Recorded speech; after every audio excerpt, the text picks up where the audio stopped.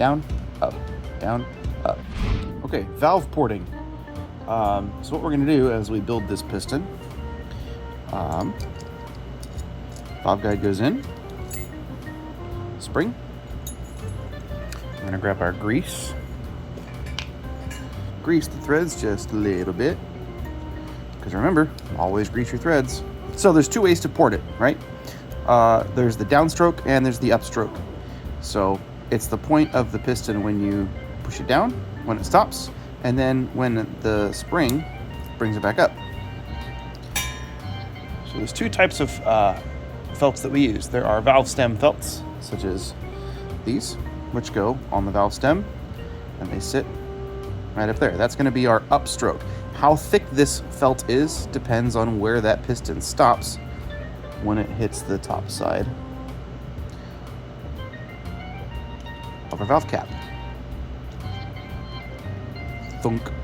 If it's thicker, it'll stop down here. If it's thinner, it'll stop further up. We've got to make sure that these holes align with the holes in the horn. Our top cap felt. This is going to go in our top cap like that. And this felt thickness, always grease your threads. This felt thickness will determine how far the piston goes down. Again, if it's thicker, it won't go down as far because it'll hit the underside of this. So in terms of types of materials for the valve felts, I like to use the Kraus synthetic felt washers. They are this type of material. It's kind of like a neoprene synthetic felt washer.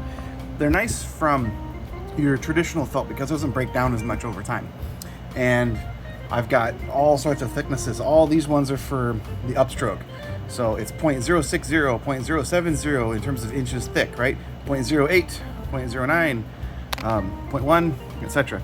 And then for the actual top caps, since those top caps vary in terms of size, he's got it all listed out with a particular brand. So I've got some ones that fit Yamahas, ones that fit Getsons that are a little bit thinner, Box, Bundy's, etc. And then I got some large low brass ones, the Yamaha Euphonium, the tuba, specific size that replaced the two-piece system from the Yamaha tubas.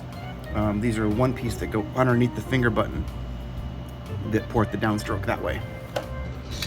We're gonna put in our piston here. What we can see is when we look inside, we can see that piston go up and down. Okay, so this is my borescope camera. Hello.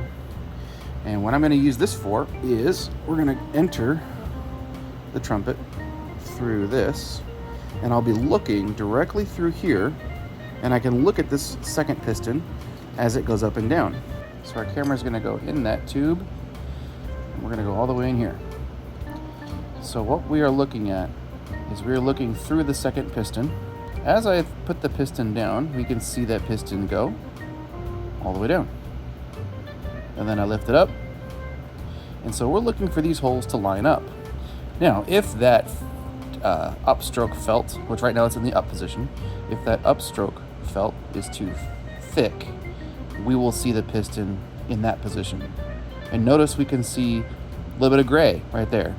That's the actual monel of the piston on the top. And then on the back there, we can see the actual casing wall.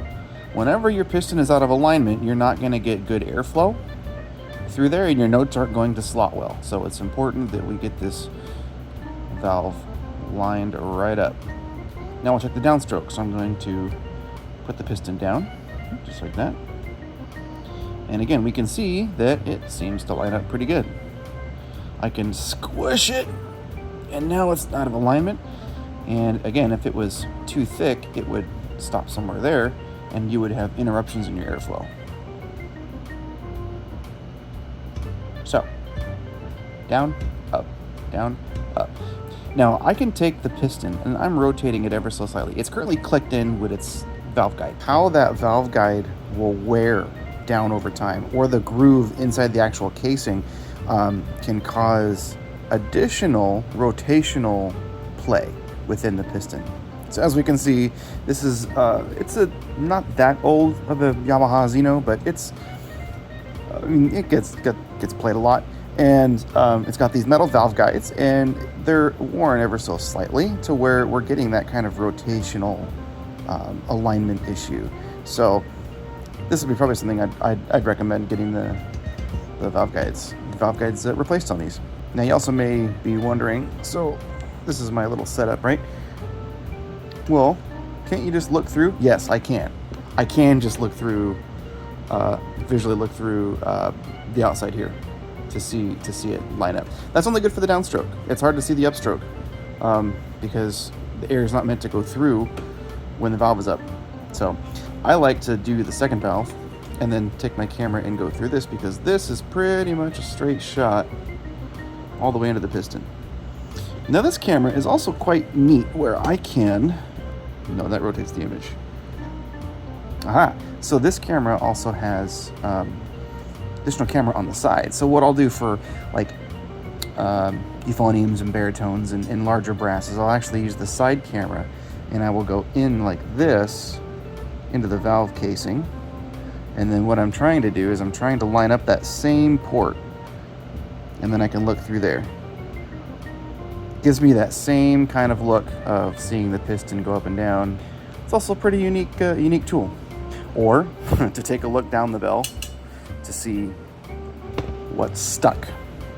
So this one has a total of 3 cameras. Oh yeah, it's got the split view, so I can see what's on the one side and in the front at the same time. But there we go. This one looks great.